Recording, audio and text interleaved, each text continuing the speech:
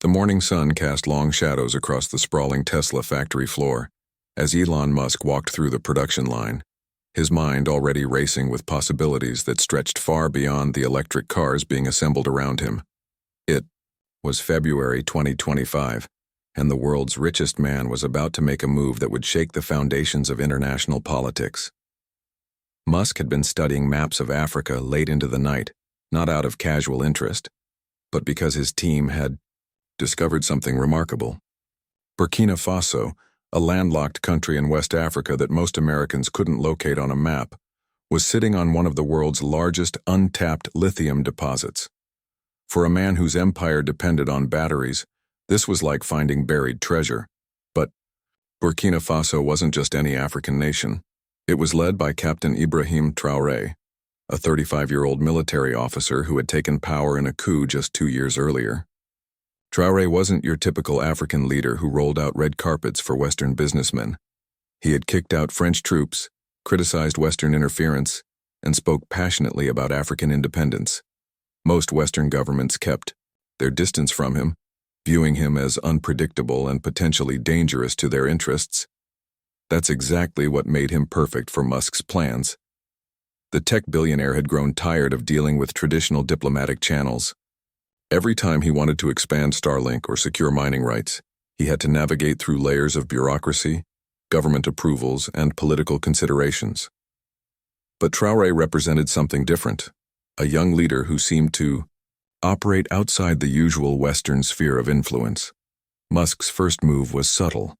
He instructed his team to reach out through back channels, not to the American embassy in Ouagadougou, but directly to Traoré's inner circle. The message was simple. What if we could help Burkina Faso leapfrog into the digital age while building a partnership that benefits both sides? The response came faster than expected. Within a week, Musk's representatives received an invitation to visit Ouagadougou for preliminary discussions. Traoré's government was intrigued by the possibility of working with someone who operated independently of traditional Western power structures. The initial meeting took place in a modest government building in Burkina Faso's capital. Unlike the grand palaces where most international business is conducted, this felt more like a startup pitch meeting. Traoré himself attended, dressed in simple military fatigues, his youthful face serious but engaged as Musk's team presented their vision. The proposal was ambitious. Starlink could provide high-speed internet to every corner of Burkina Faso, connecting remote villages to the global economy overnight. Tesla could establish battery manufacturing facilities using locally sourced lithium, creating jobs and keeping the wealth in Africa, rather than shipping raw materials abroad for processing elsewhere. But what made the proposal truly revolutionary was the financing structure. Instead of the traditional model where Western companies extracted resources in exchange for minimal local benefits, Musk's team proposed joint ventures where Burkina Faso would maintain significant ownership stakes. It was a model that aligned perfectly with Traoré's vision of African economic independence. Traoré listened intently, occasionally asking pointed questions about technology transfer and long-term commitments. He had seen too many Western companies make grand promises, only to extract what they needed and leave. But something about Musk's approach felt different. Here was a businessman who had revolutionized multiple industries and wasn't afraid to challenge established ways of doing things. The young captain was particularly interested in the educational component of the proposal. Starlink wouldn't just provide internet access. It would come with digital education programs that could help Burkina Faso develop its own tech industry. Tesla's local facilities would include training centers where young Burkinabé could learn advanced manufacturing techniques. As the meeting progressed, both sides began to see the potential for something unprecedented. Traoré saw an opportunity to modernize his country without compromising its sovereignty. Musk saw a chance to secure crucial resources while building a new model for international business partnerships. The discussions continued for several days, with Musk's team providing detailed technical specifications and financial projections. They visited potential mining sites, toured existing infrastructure, and met with local community leaders. The more they learned, the more excited both sides became about the possibilities. Traoré was particularly impressed by Musk's track record of delivering on ambitious promises. When others said electric cars couldn't compete with gasoline vehicles, Musk had built Tesla into the world's most valuable automaker. When experts claimed private companies couldn't successfully launch rockets, SpaceX had revolutionized space travel. Now he was proposing to transform an African nation's economy using the same innovative approach. The technical aspects of the proposal were equally compelling. Burkina Faso's lithium deposits were high-grade and relatively easy to extract. The country's location provided strategic advantages for serving other African markets. And the lack of existing infrastructure meant they could build everything from scratch using the most advanced technologies available. But perhaps most importantly, Traoré saw this as an opportunity to demonstrate that African nations could form partnerships with global companies on equal terms. Instead of being junior partners in extractive relationships, Burkina Faso could become a true collaborator in building something revolutionary. The financial terms being discussed were unlike anything seen in traditional African resource deals. Instead of simple royalty payments, Burkina Faso would receive equity stakes in the ventures. Local workers would receive training and advancement opportunities, and a percentage of profits would be reinvested in community development projects. News of the preliminary discussions began to circulate through diplomatic channels. Other African leaders took notice. Here was a small, landlocked nation potentially partnering with one of the world's most innovative companies on terms that seemed almost too good to be true. The excitement was palpable in both Ouagadougou and at Tesla's headquarters. Engineers began drawing up plans for facilities that could serve as models for sustainable development across Africa. Traoré's advisors started envisioning how reliable internet access could transform education, healthcare, and commerce throughout the country. But neither side fully understood the storm that was brewing in Washington. As word of these discussions reached the highest levels of the American government, alarm bells began ringing. The idea of Elon Musk conducting independent diplomacy with a leader who had openly challenged Western interests was about to create a crisis that would test the boundaries between private enterprise and national security.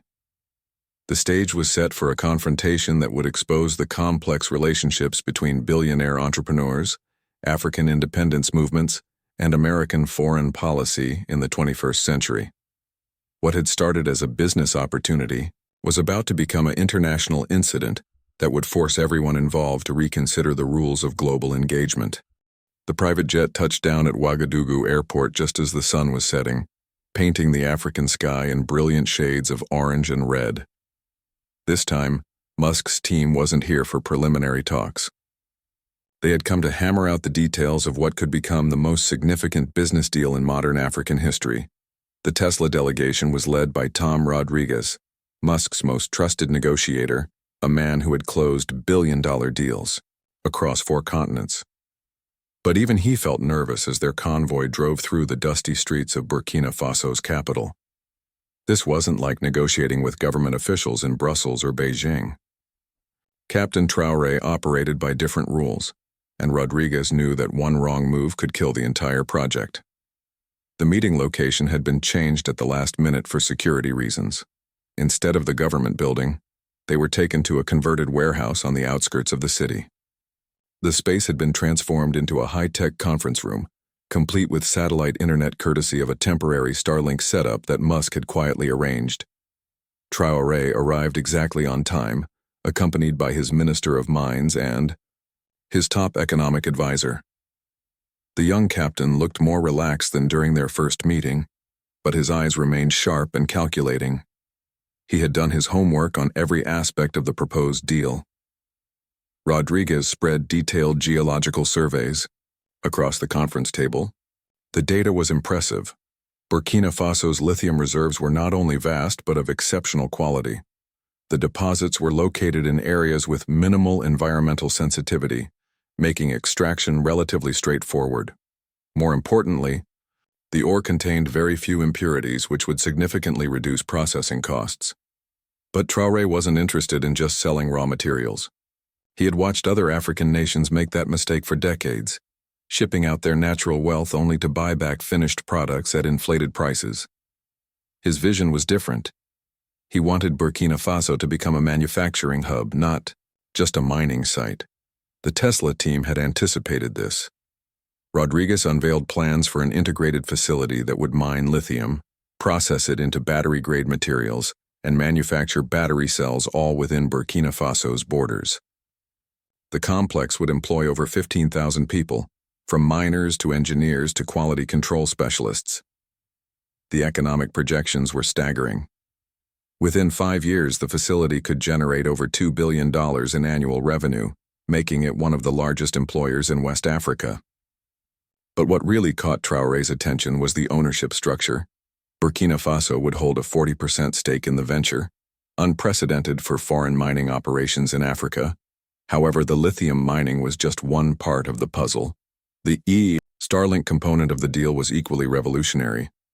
Rodriguez showed Traoré satellite coverage maps that would blanket the entire country with high-speed internet.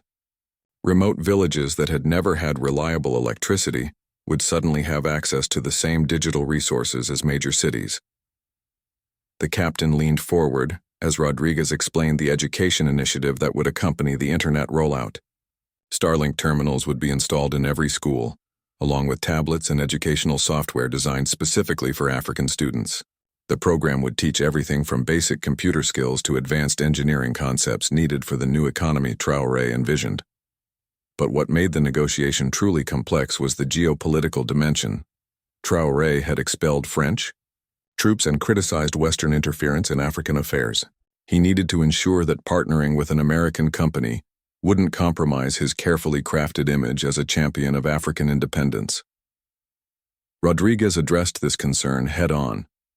The deal would be structured as a business partnership, not a government-to-government agreement. Tesla and Starlink would operate as private entities with minimal involvement from the U.S. government. In fact, Rodriguez suggested that the independence of the arrangement was one of its greatest strengths. The negotiations stretched late into the night. Every detail was scrutinized, from environmental protection standards to worker safety protocols. Traoré's team asked probing questions about technology transfer, insisting that Burkinabe engineers would be trained to eventually manage the facilities independently. The breakthrough came when Rodriguez proposed something unexpected: a reverse technology transfer program. Not only would Tesla share its battery manufacturing expertise, but the company would also study traditional African mining techniques that were more environmentally sustainable than Western methods. It was a gesture that recognized Africa as a source of innovation, not just raw materials. Traoré's economic advisor raised concerns about currency stability and payment structures. The captain had seen too many African countries damaged by commodity price fluctuations and currency manipulation. Rodriguez proposed an innovative solution. Payments would be made in a basket of currencies, including a percentage in Bitcoin, which would provide stability and align with Musk's cryptocurrency interests. As the days of negotiation continued, trust began to build between the two sides. Traoré invited the Tesla team to visit rural communities that would be affected by the project. They traveled to remote villages where children walked miles to attend schools with no electricity, where farmers struggled with outdated equipment, where talented young people had no opportunities to develop their skills. The visits had a profound impact on Rodriguez and his team. This wasn't just about mining lithium or selling internet access. It was about transforming lives and creating opportunities in one of the world's most underserved regions. The business case was compelling, but the human impact was even more powerful. The technical discussions revealed the true scope of the project. The Starlink network would include not just internet access, but also GPS services for precision agriculture, weather monitoring systems for farmers, and telemedicine capabilities for remote healthcare. The battery facility would incorporate the latest in clean energy technology, powered entirely by solar panels and wind turbines. Traoré was particularly interested in the job training programs. The agreement included provisions for sending hundreds of young Burkinabe to Tesla facilities in the United States and Germany for advanced technical training. These individuals would return as the technical backbone of the new industries being established in their homeland. The financial terms were revolutionary. Instead of the typical arrangement where foreign companies paid small royalties to governments, this deal created a true partnership. Burkina Faso would receive upfront payments, ongoing revenue shares, and equity stakes that would appreciate over time. The country would also retain the right to increase its ownership percentage by reinvesting profits back into the ventures. Environmental protection was another major focus. The mining operations would use cutting-edge techniques that minimized water usage and eliminated toxic chemical processing. All facilities would be carbon neutral from day one, setting new standards for responsible resource extraction in Africa. As the final details were hammered out, both sides began to realize they were creating something unprecedented. This wasn't just a business deal. It was a new model for how developed and developing nations could partner on equal terms. The success of this project could inspire similar arrangements across Africa and beyond.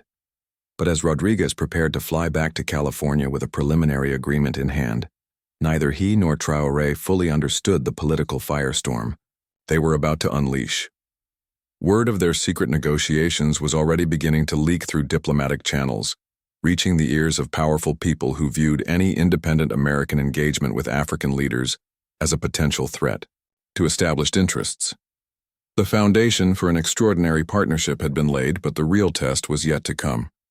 The morning briefing in the Oval Office started like any other Tuesday in March 2025. President Trump sat behind the resolute desk, his daily intelligence folder spread before him, half listening as his national security advisor ran through the usual updates on global hotspots. But everything changed when the conversation turned to West Africa. "Sir, we need to discuss some unusual activity involving American business interests in Burkina Faso," the advisor said, his tone more serious than usual. Trump looked up from his papers, eyebrows raised. Burkina Faso wasn't exactly a country that came up in daily briefings. The intelligence reports painted a picture that made Trump's blood pressure rise with each sentence. Elon Musk, the same man who had publicly criticized some of his policies and maintained an unpredictable relationship with his administration, was apparently conducting his own foreign policy in Africa. And not just anywhere in Africa.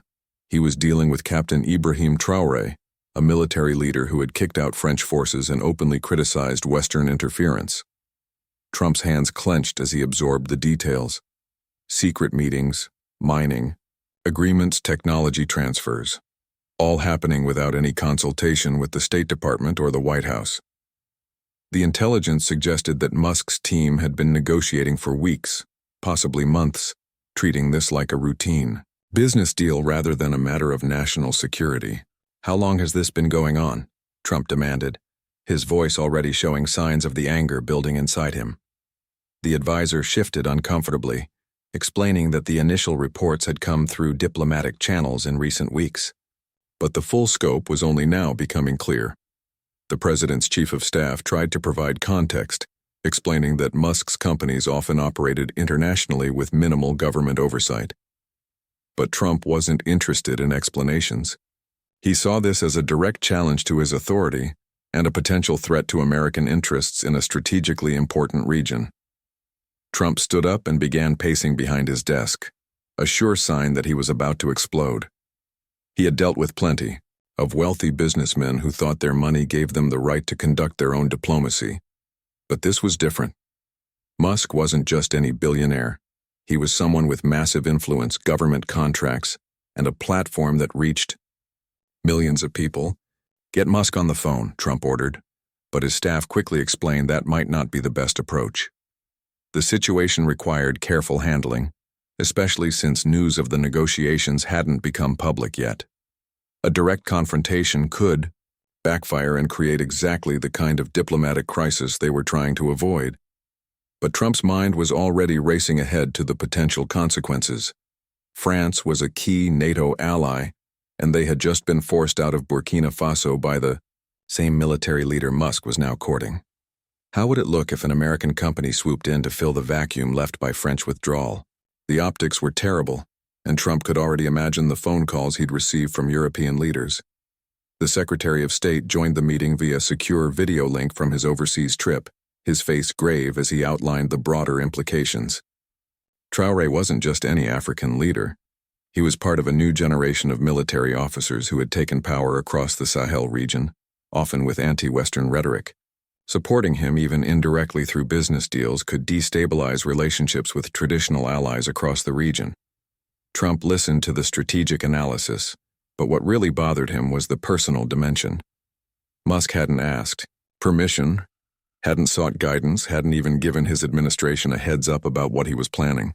In Trump's view, this was exactly the kind of freelance diplomacy that could undermine American foreign policy and make the country look weak and divided. The intelligence reports included transcripts of intercepted communications that painted a picture of serious, high-level negotiations. This wasn't some speculative exploration.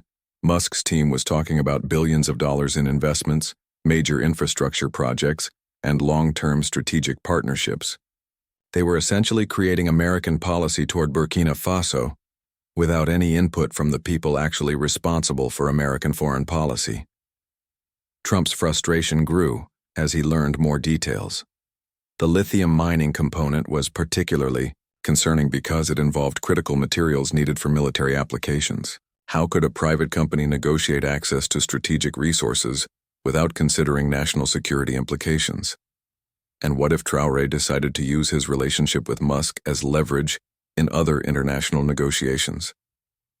The president's economic advisors tried to present the potential benefits: American companies gaining access to crucial minerals, new markets for technology exports, job creation in both countries.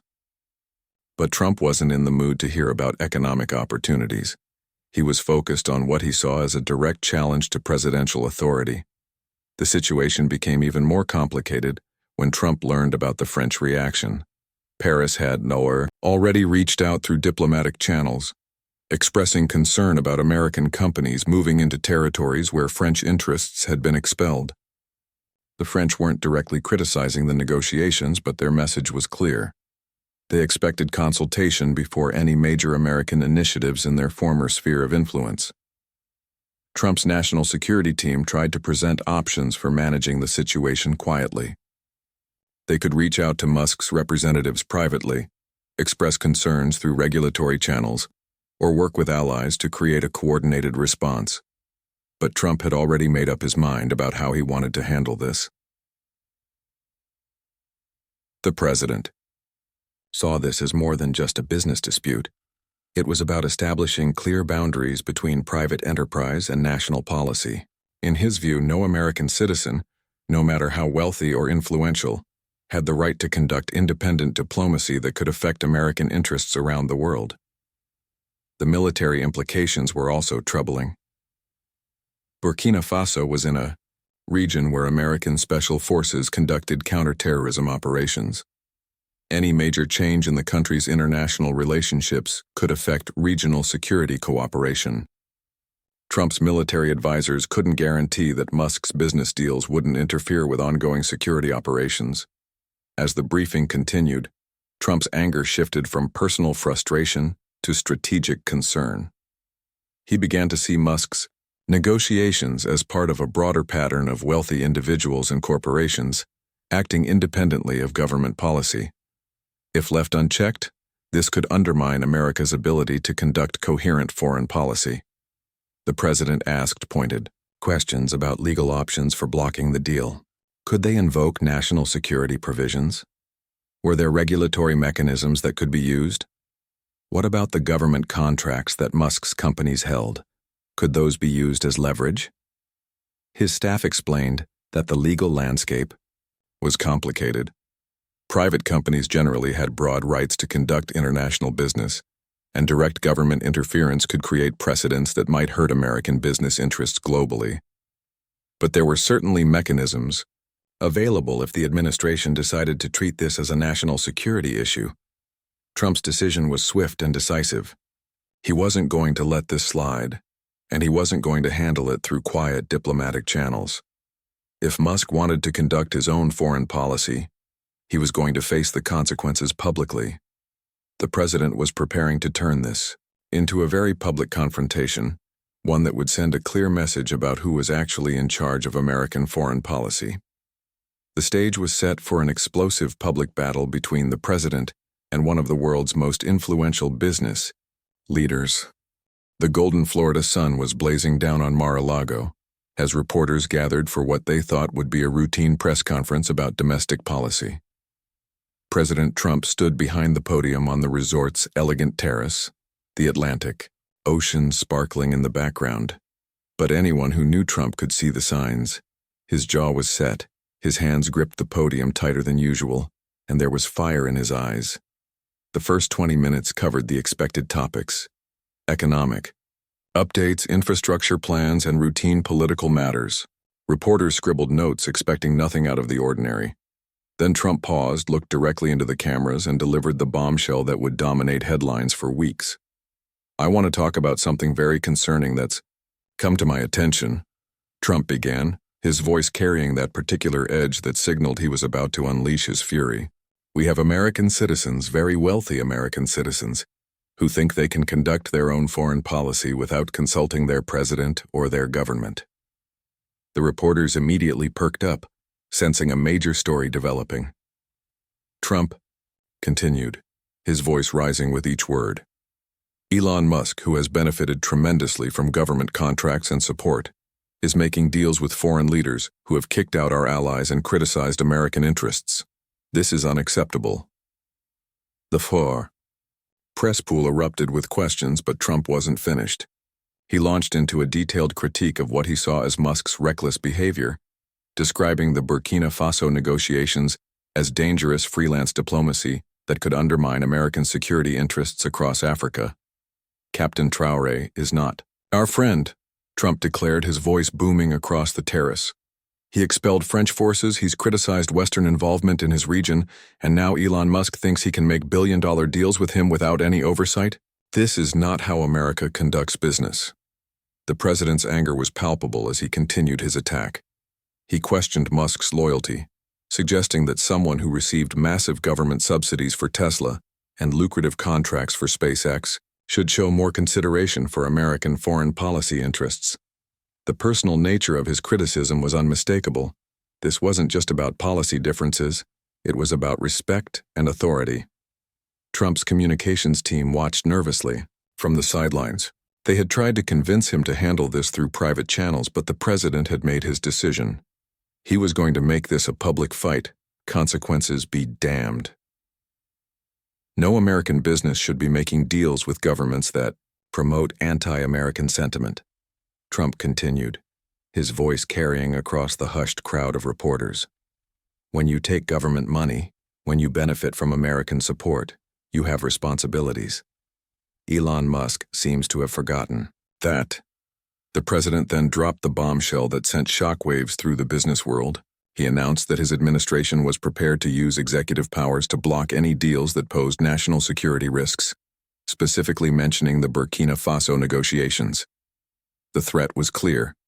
If Musk didn't back down, the government would step in.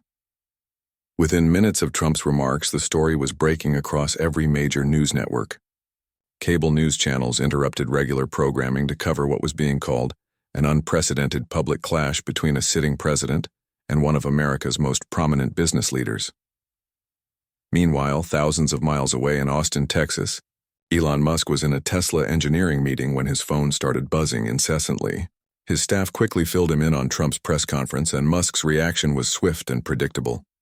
He immediately took to social media to respond.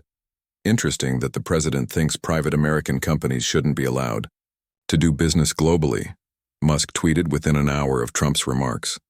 "I thought we believed in free enterprise and American competitiveness. Apparently, some people prefer the old way of doing things." But Musk wasn't content with a single tweet. Over the next several hours, he launched a sustained social media counterattack that matched Trump's intensity. He defended his right to conduct business worldwide, arguing that his approach could actually benefit American interests by providing alternative pathways for engagement with emerging markets. "Tesla and SpaceX operate on 6 continents," Musk posted. "We've created hundreds of thousands of American jobs and made America the global leader in electric vehicles and space technology. Since when is American business success considered unpatriotic?"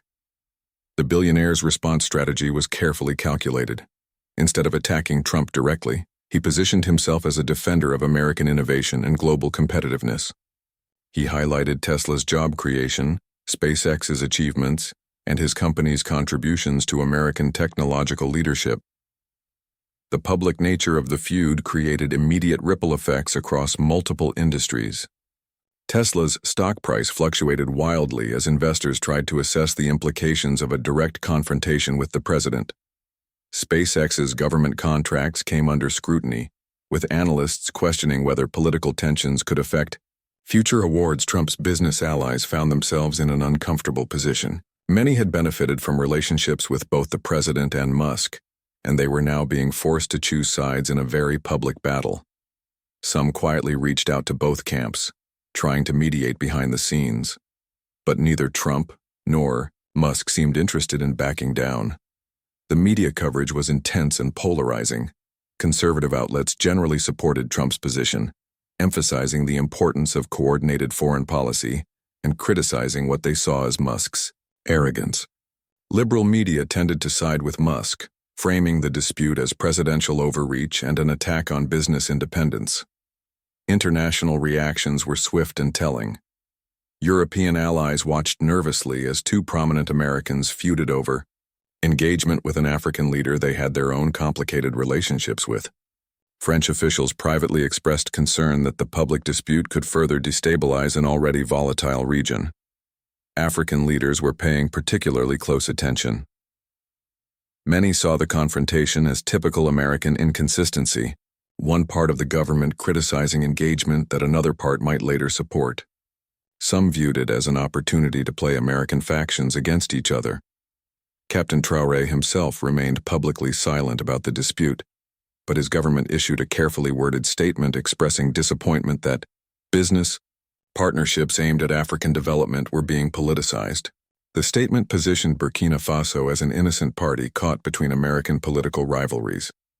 The technology industry was divided in its response. Some executives supported Musk's right to operate globally without political interference, while others worried that the confrontation could lead to increased government oversight of all international business activities. By evening, the story had reached international headlines. The BBC, CNN International, and other global networks were covering what they described as an unprecedented public battle between American political and business power. The implications extended far beyond the immediate dispute, raising questions about the boundaries between private enterprise and national policy in an interconnected world. Trump's final tweet of the day made it clear he wasn't backing down. American businesses that receive government support have responsibilities to American interests. That's not too much to ask. The battle lines were drawn, and neither side showed any sign of retreat. The public explosion had transformed a business dispute into a major political crisis, with implications that would extend far beyond the original Burkina Faso deal. The aftermath of the Trump-Musk confrontation rippled across the globe like stones thrown into still water, creating waves that reached far beyond what either man had anticipated. In boardrooms from New York to London, in government offices from Paris to Beijing, and in presidential palaces across Africa, people were watching and calculating what this very public American feud meant for their own interests. The immediate impact was felt most acutely in financial markets. Tesla's stock experienced wild swings as investors tried to figure out whether Trump's threats were serious or just political theater. Some analysts downgraded the company, warning that a prolonged battle with the president could affect everything, from government subsidies to regulatory approvals. Others saw it as a buying opportunity, betting that Musk's track record of overcoming political obstacles would prevail once again. But the financial tremors were just the beginning. Within 48 hours of Trump's explosive press conference, phone lines were buzzing between African capitals as leaders tried to understand what the American political drama meant for their own relationships with both government and private American entities. President Macky Sall of Senegal was among the first to publicly comment, speaking at a conference in Dakar about the need for African nations to diversify their international partnerships. Without mentioning Trump or Musk by name, he noted that African leaders were watching with interest as our partners debate among themselves about engagement with our continent. His words carried deeper meaning that wasn't lost on diplomatic observers. African leaders had grown tired of being treated as pawns in great power competitions, and the spectacle of two prominent Americans feuding over who could or couldn't do business with African governments reinforced their determination to chart their own course. In Burkina Faso's capital, Captain Traoré called an emergency meeting with his inner circle. The young leader had built his reputation on standing up to foreign interference, but now he found himself at the center of an American political battle that threatened to overshadow his own agenda. His advisors were divided. Some wanted to cancel the Tesla negotiations entirely to avoid further controversy, while others argued that backing down would make Burkina Faso look weak. Traoré's decision was characteristically bold. Rather than retreat, he used the controversy to reinforce his message about African independence. In a televised address to his nation, he spoke about the importance of African countries making their own decisions about international partnerships, regardless of external political pressures. "We will work with partners who respect our sovereignty and contribute to our development," Traoré declared, his words carefully chosen to neither endorse nor reject the Tesla deal while asserting Burkina Faso's right to make its own choices. The ripple effects extended far beyond Africa. In European capitals, officials watched the American drama with a mixture of concern and opportunity. The French government, still smarting from its forced withdrawal from Burkina Faso, saw Trump's criticism of Musk as validation of their warnings about American inconsistency in Africa. French Foreign Minister Catherine Colonna spoke carefully at a press briefing in Paris, noting that coordination among allies is essential when engaging with complex situations in regions where we all have interests. Her diplomatic language barely concealed France's satisfaction that Americans were now experiencing their own complications in a region where French influence had been challenged. The German government took a different approach, with officials privately expressing concern that the public American feud could destabilize relationships across West Africa, just as European nations were trying to rebuild influence in the region. German businesses with interests in African markets worried that the controversy could make all Western engagement more difficult. In Washington, the political establishment was struggling to figure out how to respond to a situation that had no clear precedent. Congressional leaders from both parties found themselves fielding questions about the appropriate boundaries between private business and government foreign policy, issues that most had never seriously considered. Democratic senators seized on the controversy to criticize what they saw as Trump's authoritarian tendencies, arguing that threatening to use government power against a private company for conducting legal business was a dangerous precedent. Republican lawmakers were more divided, with some supporting Trump's assertion of presidential authority, while others worried about the implications for American business competitiveness. The business community was watching nervously as the dispute raised fundamental questions about the relationship between private enterprise and government policy. If the president could threaten to block deals based on foreign policy concerns, what did that mean for other American companies operating globally? Tech industry leaders were particularly concerned.